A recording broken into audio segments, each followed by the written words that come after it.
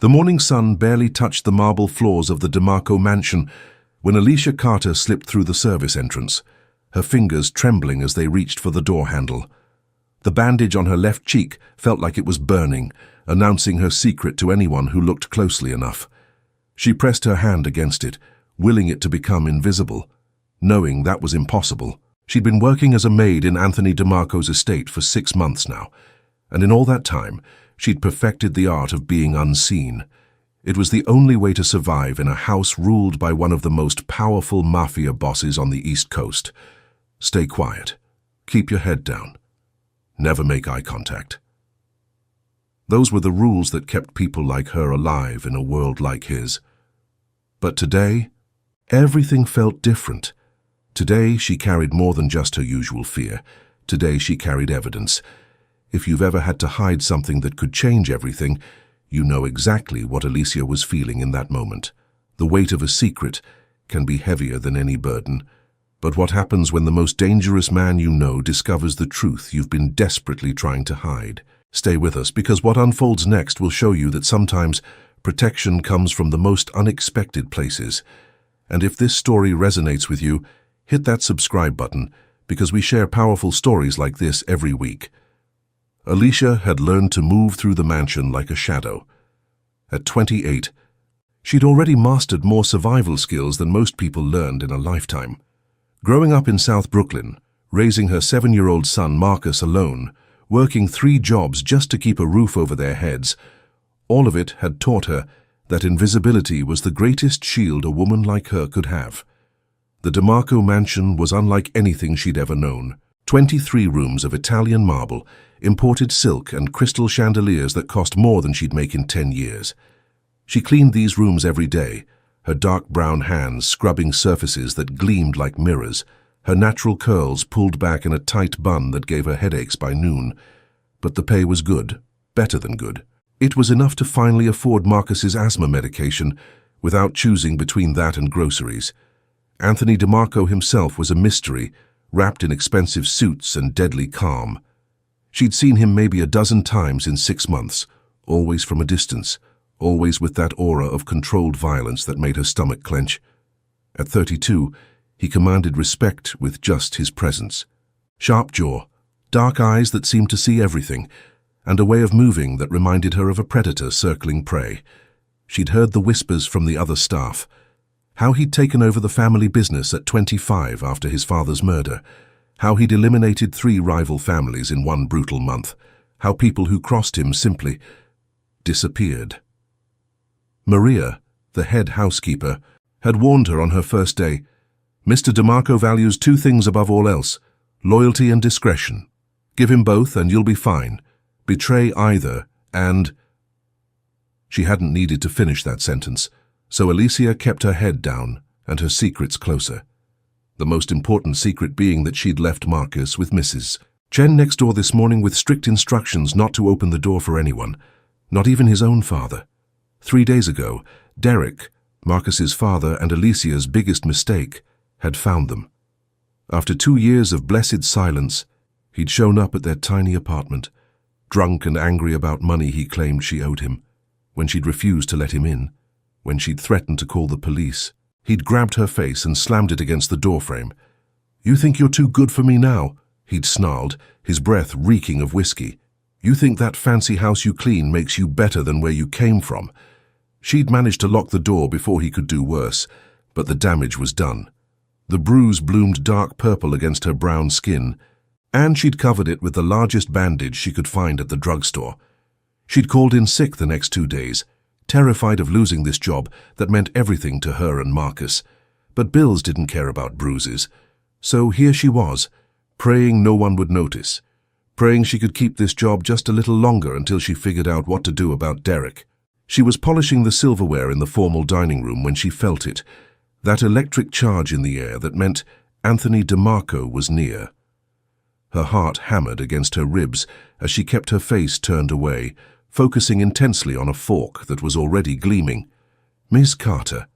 His voice was deep, cultured, with just a hint of the Italian accent he'd inherited from his grandfather. She froze, fork suspended in mid-polish. "Yes, Mr. DeMarco." She kept her voice steady, kept her bandaged cheek angled away from him. "Look at me when I'm speaking to you." It wasn't a request.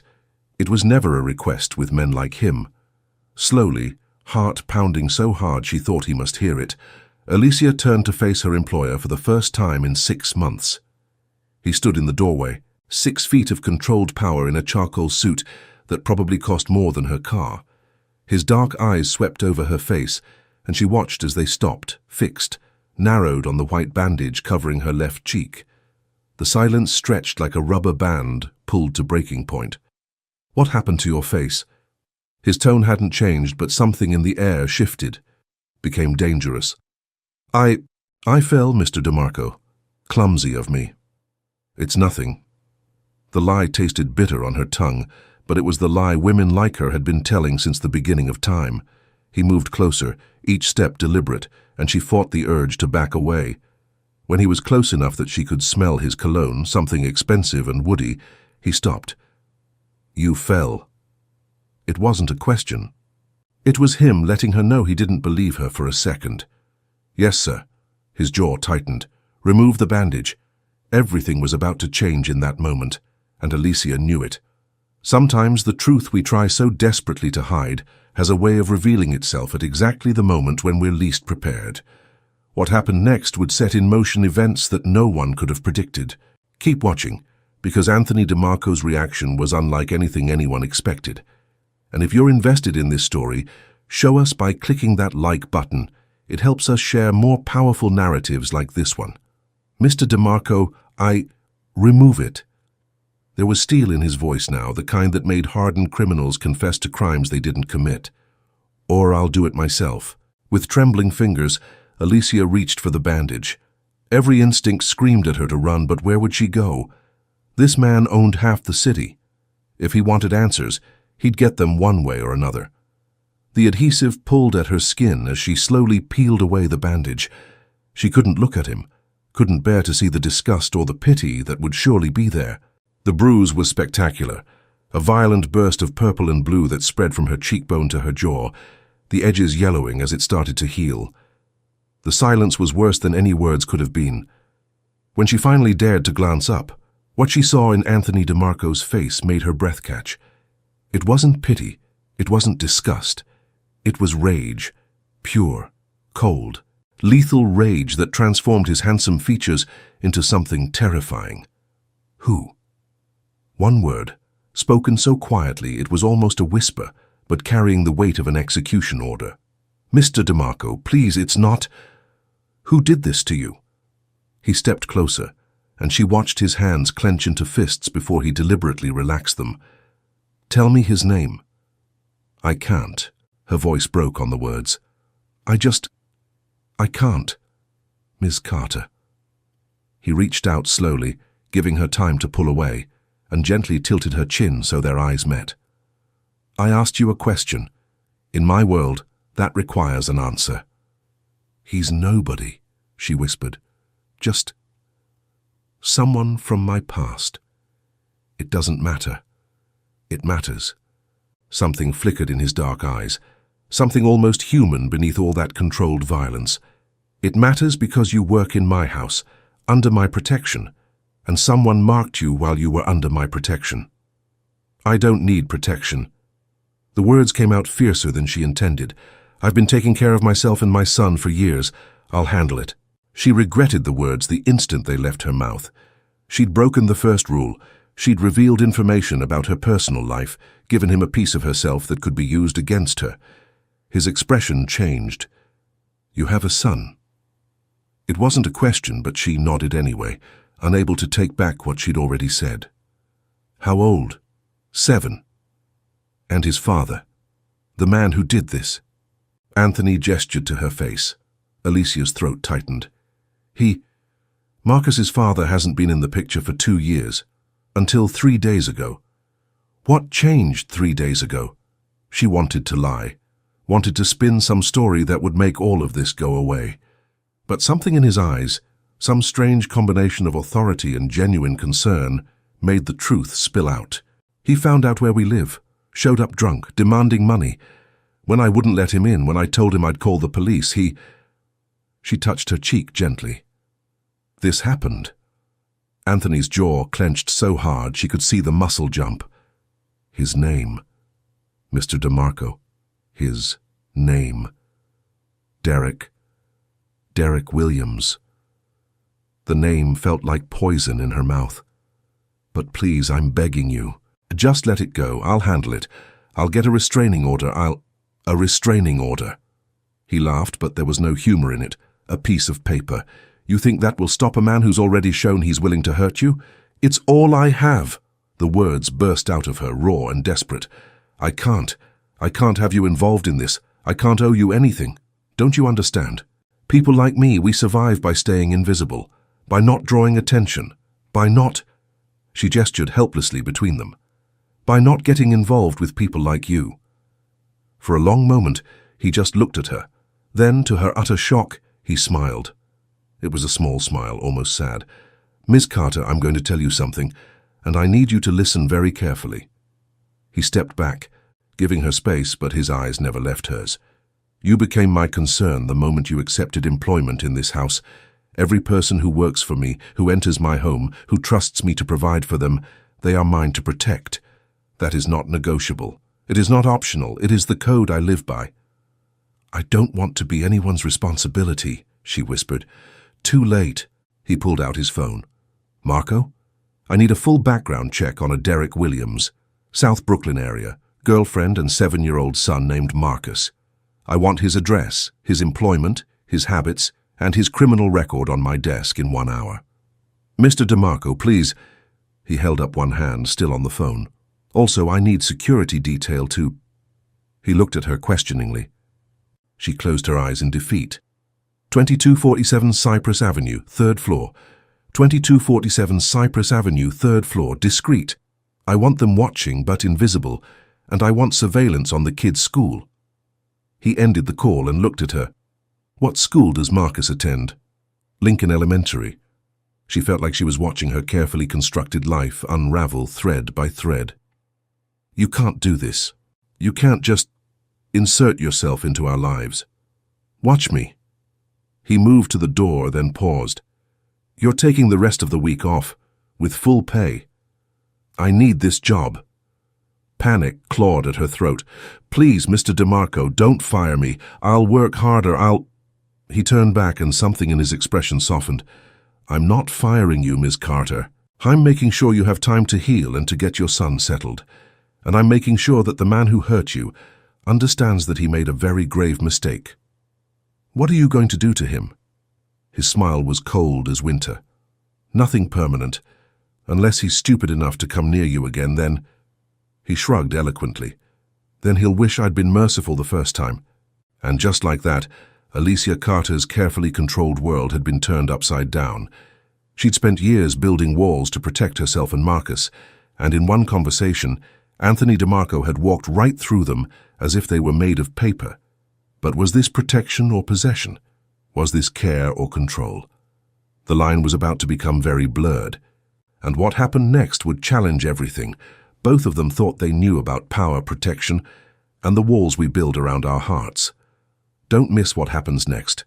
And if you believe everyone deserves someone willing to fight for them, hit that subscribe button and turn on notifications.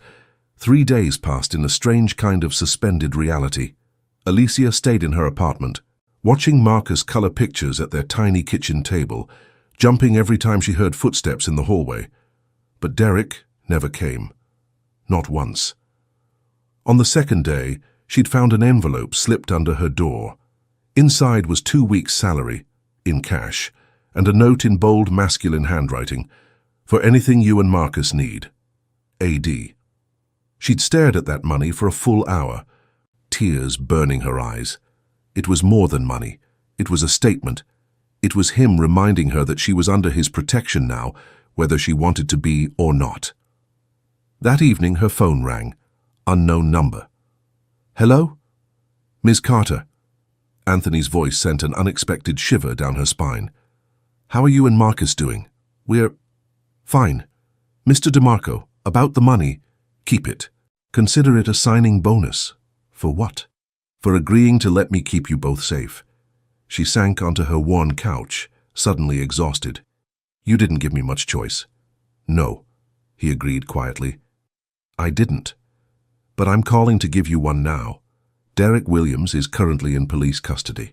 Turns out he had an outstanding warrant for assault from 2 years ago. Funny how these things come to light when someone takes the time to look. Her heart stuttered. You got him arrested? I simply made sure the proper authorities were aware of his location.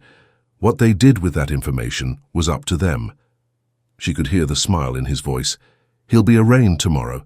The prosecutor handling his case happens to be very thorough. I imagine he'll be away for quite some time. Why are you doing this? The question burst out of her. You don't know me. Marcus and I are nothing to you. Why do you care? The silence on the other end stretched so long she thought he'd hung up. Then, my mother was a maid. His voice was different now, quieter, more reflective. She worked for a family in Manhattan. Rich, powerful people who treated her like furniture. When my father's business associates came around asking questions, threatening her to get to him, her employers didn't lift a finger. They told her it wasn't their problem, that she'd brought her troubles to their door and should leave. Alicia's breath caught. She came home bleeding from a broken arm one night. I was 8 years old. My father was in prison. We had nowhere to go, no one to turn to. That night I promised myself that if I ever had power, if I ever had the ability to protect people, I would never turn my back the way those people turned their backs on my mother. What happened to her? Alicia whispered.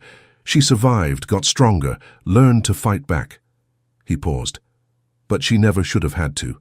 So when I see a woman in my house working hard, taking care of her son and someone hurts her, that's not a choice for me, Ms. Carter. That's a promise I made a long time ago.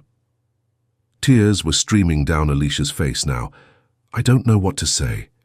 Say you'll come back to work when you're ready. Say you'll let me know if you or Marcus need anything. That's all I ask.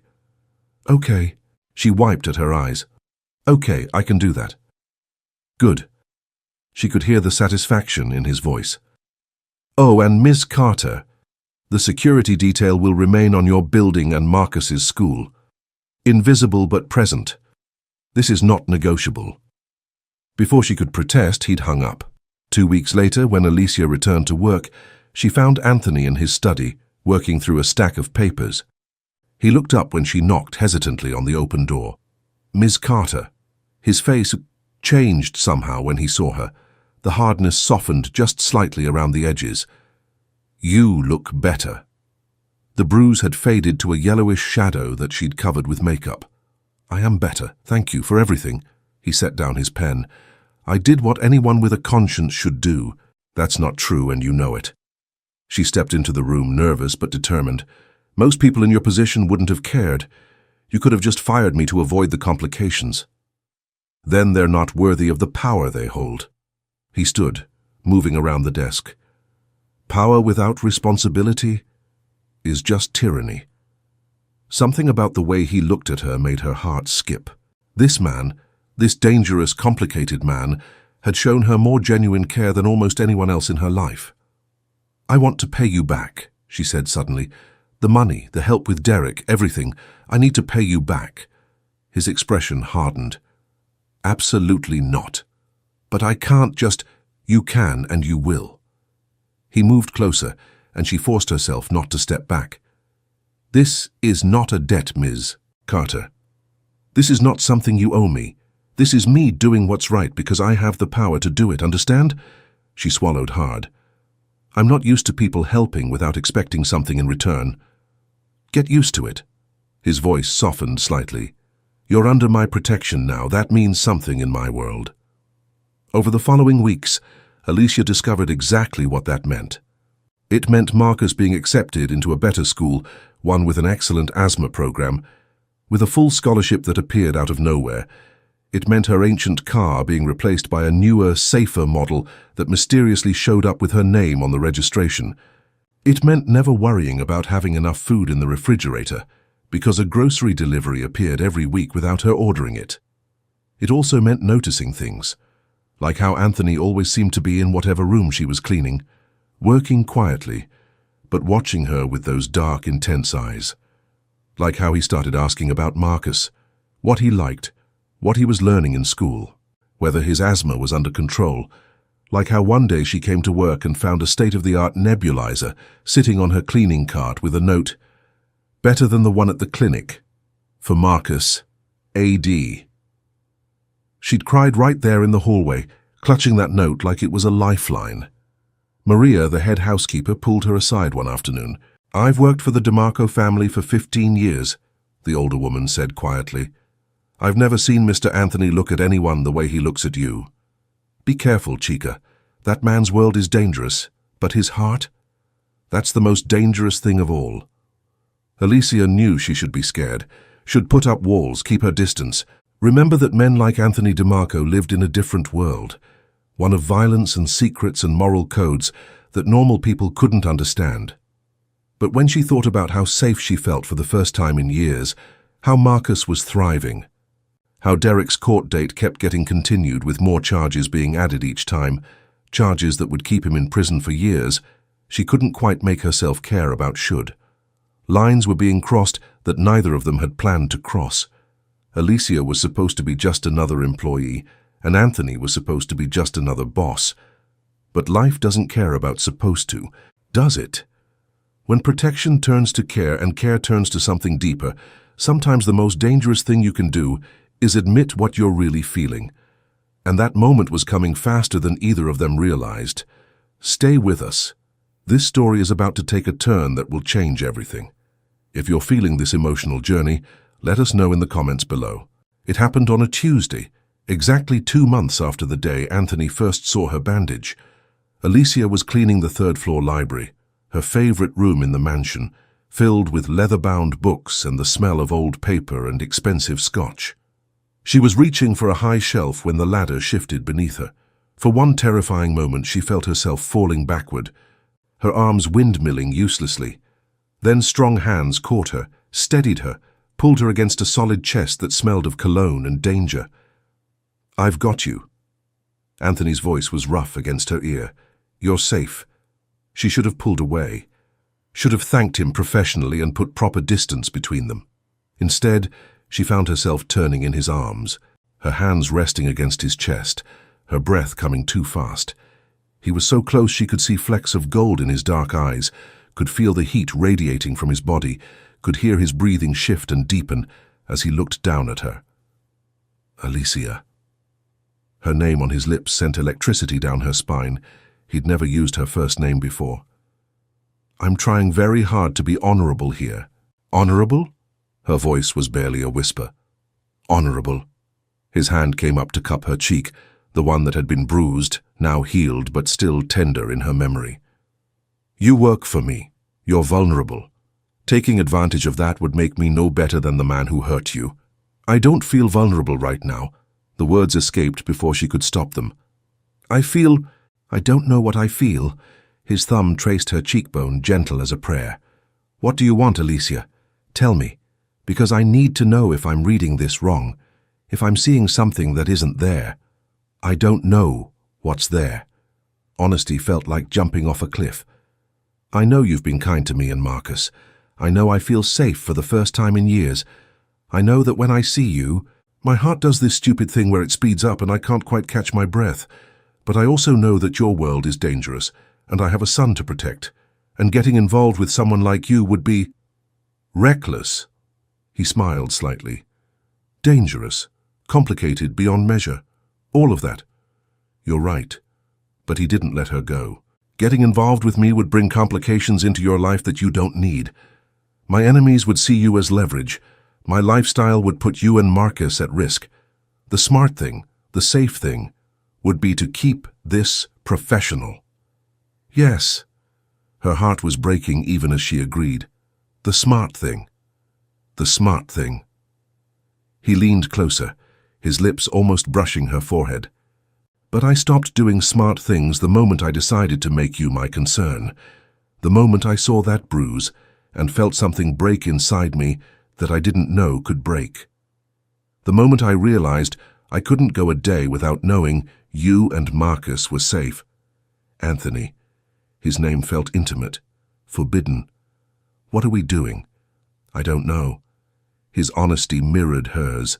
"But I know I can't keep pretending I don't care."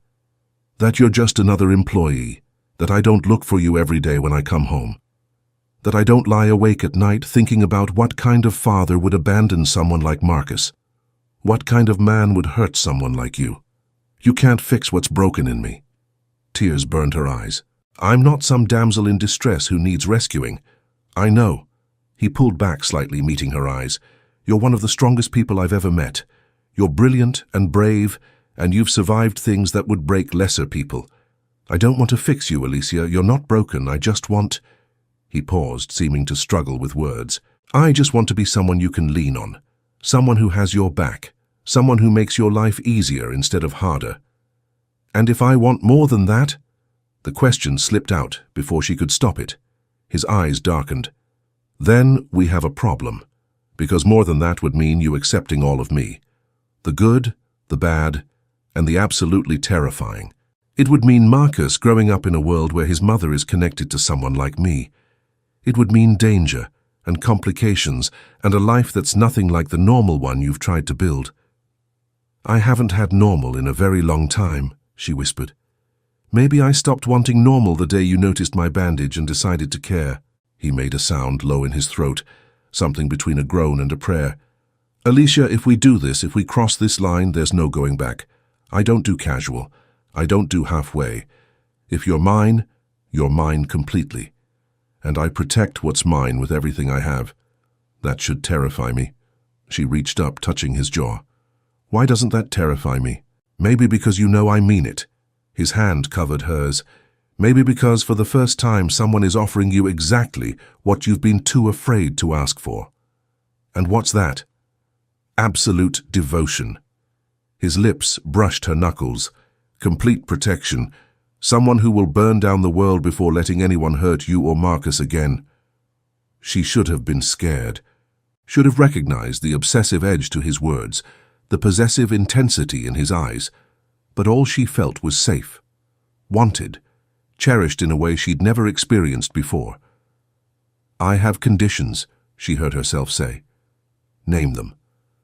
Marcus comes first. Always. If this, whatever this is, ever puts him at risk, we stop. Agreed. What else? I keep my job. I don't want to be some kept woman. I want to work, to have my own money, to maintain my independence. His expression softened. You never have to worry about money again, but if working matters to you, then you work. What else? You teach me. She straightened her shoulders. About your world, about how to stay safe in it, about what Marcus needs to know as he gets older. If we're doing this, I need to understand what I'm getting into. Done. He cupped her face in both hands. Anything else? Just. She took a shaky breath. Just don't break my heart. I've been hurt enough. I can't. I can't survive it if you... Never. The word was a vow. I will never hurt you, Alicia. I will never abandon you or Marcus. I will never make you regret trusting me. This I swear on everything I am. When he kissed her, it felt like coming home and jumping off a cliff at the same time. His lips were gentle but insistent, asking permission even as he took what he wanted.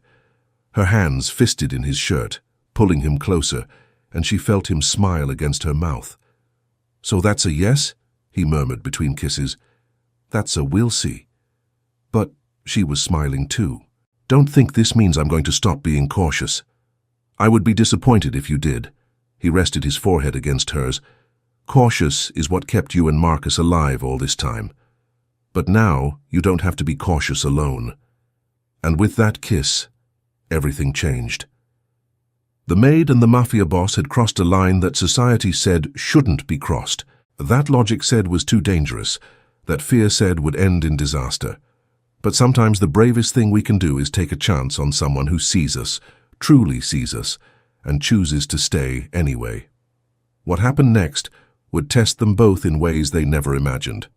Keep watching to see how their story unfolds, and don't forget to share this with someone who believes in the power of unexpected love. The next 3 months were like living in a dream Alicia was afraid to wake up from. Anthony insisted she and Marcus move into one of his properties, a beautiful townhouse in a safe neighborhood with excellent schools nearby. She'd protested, of course, until he'd pointed out that her tiny apartment with its broken security door and questionable heating was more dangerous than anything in his world. "You want to keep your independence?" he'd said. "Fine. Pay me rent.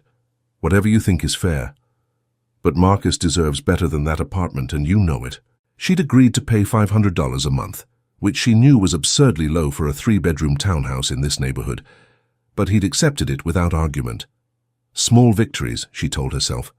Marcus took to their new life with the adaptability of childhood. He loved his new school, loved having his own room, loved the fact that Mr. Tony came by most evenings to have dinner with them. What he didn't know, what Alicia worked hard to keep from him, was exactly who Mr. Tony was or what he did for a living. "He's a businessman," she'd explained when Marcus asked. "He helps people solve problems." That was technically true, even if the problems Tony solved often involved making bad people disappear. One evening, about 4 months into their relationship, Alicia was making dinner when Marcus rushed into the kitchen, his inhaler clutched in one hand. Mom, I can't breathe right." Her heart stopped. She grabbed the nebulizer Tony had given them, her hands shaking as she set it up. Marcus was wheezing badly, his little chest heaving with effort. "It's okay, baby, we're going to fix this. Just breathe slowly, like we practiced." But it wasn't working. The nebulizer wasn't helping. His lips were starting to turn blue. Terror clawed at her throat as she grabbed her phone and dialed 911. Then, without thinking, she called Tony. He answered on the first ring. "Alicia, what's wrong?" "It's Marcus. Asthma attack. Bad one. Ambulance is coming, but I'm scared, Tony. I'm so scared. I'm 10 minutes away. Stay calm. Keep him breathing. I'm coming." He made it in 7 minutes, bursting through the door just as the paramedics arrived. While they worked on Marcus, Tony pulled Alicia against his chest, his arms like steel bands holding her together when she wanted to fall apart. "He'll be okay," he murmured into her hair. "He's strong, like his mother." At the hospital, while the doctors stabilized Marcus, Tony made calls. Within an hour, the best pediatric pulmonologist in the state was consulting on Marcus's case. By morning, they had a new treatment plan that would change everything. Alicia watched all of this happen, watched Tony move heaven and earth for her son, and felt something shift inside her. This wasn't just protection anymore. This wasn't just care. This was love. The real, deep, terrifying kind that changed everything. When Marcus was finally sleeping peacefully, his breathing steady and strong, she found Tony in the waiting room, his head in his hands, his expensive suit wrinkled for the first time since she'd known him. Tony. He looked up and she saw it in his eyes, the same terror she'd felt, the same desperate love. "I thought—" His voice cracked. "When you called, when I heard the fear in your voice, I thought I might lose both of you." She sat beside him, taking his hand. "Both of us. You and Marcus." He turned to face her fully. "Somewhere along the way, he stopped being just your son. He became mine. In my heart, in the ways that matter, he's mine. And if something had happened to him—" Tears streamed down her face. "Tony, you can't just claim my son." "I know." He pulled her against him. "I know I have no rights, no claim except what you give me. But Alicia, I love that little boy, like he was my own blood. I would die for him, kill for him, move heaven and earth to keep him safe. If that makes me presumptuous, if that makes me overstepping, then I'm sorry. But I can't change how I feel. I don't want you to change." She pulled back to look at him. "I want you to understand what this means. If you're claiming Marcus as yours, if you're taking on that responsibility, you can't walk away when it gets hard. You can't decide one day that this life is too complicated or that you want something easier. I would never." His hands framed her face. "Alicia, listen to me. I don't do anything halfway. When I commit, it's forever. You and Marcus, you're my family now. My responsibility, yes, but also my joy, my purpose. The reason I come home every night instead of sleeping at the office. The reason I'm trying to build something legitimate, something I won't be ashamed for Marcus to know about when he's older. You're changing your business." She'd heard rumors from the household staff. Something about Tony transitioning away from the family's illegal operations into legitimate enterprises. I'm trying. He looked tired suddenly, older than his 32 years. It's slow, complicated and dangerous because not everyone in my organization wants to go legitimate. But yes, I'm changing. For Marcus, so he never has to know his stepfather is a criminal. And for you, so you never have to worry that I'll be taken away from you both. Stepfather. The word hung in the air between them. His expression became guarded. Too fast? Maybe. She managed a shaky smile. But also, maybe not. Maybe the fact that I can imagine it means something. It means everything. He kissed her softly. I'm not going anywhere, Alicia. Not now, not ever. Whatever it takes, however long it takes, I'm here, you, me and Marcus. That's my family. That's what matters. The graduation ceremony for Marcus's third-grade class was held in the school auditorium. Alicia sat in the audience, her hand clasped tightly in Tony's, watching her son receive an award for perfect attendance and academic excellence. That's my boy, Tony whispered, pride shining in his eyes. Our boy, Alicia corrected softly. He looked at her, surprise and joy warring on his face. Our boy? He asked me last week if he could call you Dad. Tears threatened, but these were happy tears. I told him he'd have to ask you himself. As if on cue, Marcus bounded over to them after the ceremony, his certificate clutched in both hands. Mr. Tony, did you see? I got an award. I saw, buddy. I'm so proud of you. Tony crouched down to Marcus's level. That's going right up on the refrigerator. Marcus bit his lip, suddenly shy. Mr. Tony, can I ask you something? Anything. Well, you're here all the time. You have dinner with us, and you help with my homework, and you came to the hospital when I was sick, and you do all the dad stuff. He took a deep breath. Can I call you Dad? 'Cause it feels like you're my dad, even though I know you're not really. Tony's eyes went suspiciously bright. Marcus, I would be honored if you called me Dad, more honored than I can possibly express. Really? Marcus's face lit up like sunrise. Really? Tony pulled the boy into a fierce hug. I love you, kid. So much. I love you too, Dad. Alicia covered her mouth with her hand, trying not to sob. Tony reached out with his free arm and pulled her into the hug, the three of them standing there in the emptying auditorium, a family forged not by blood, but by choice. That night, after Marcus was asleep, Tony and Alicia stood on the balcony of their townhouse looking at the city lights. I never imagined this, Alicia said softly. 6 months ago, I was terrified of losing my job. Now I have a home, a family, a future I never dared dream of. The moment I saw that bandage on your face, Tony replied, something shifted in me. I couldn't have explained it then, but I can now. I saw a woman who was strong enough to survive, brave enough to protect her child, and too proud to ask for help, even when she desperately needed it. I saw myself in you, or rather, I saw my mother, and I knew I had to do something. So you did. So I did. He turned to face her. I started by protecting you. Then I started caring for you. Then I started loving you. And somewhere along the way, you and Marcus became the most important things in my world. She leaned into him. I love you too, even though you're bossy and overprotective and you have a tendency to solve problems by throwing money at them. He laughed. Guilty as charged. But you're also kind and gentle with Marcus, and you've never once made me feel less than you. You've treated me as an equal, even when we both know you could have used your power to control me. Power without respect is just tyranny, he quoted his own words from months ago, and I could never disrespect the woman who showed me what real strength looks like. So what happens now? She asked. Where do we go from here? He pulled a small velvet box from his pocket, and Alicia's breath caught.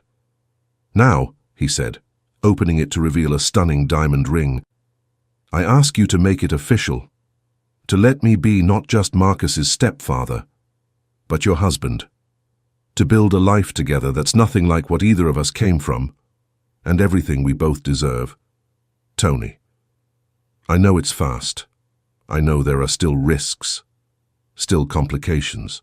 I know my past isn't completely behind me yet, but I also know that every day with you and Marcus is better than any day before, and I want every day after to be ours. Will you marry me? Alicia Carter.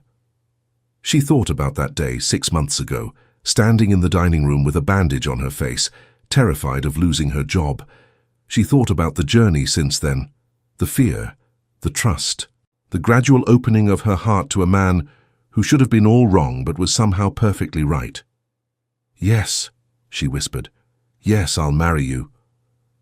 When he slid the ring onto her finger, it felt like the ending of one story and the beginning of another.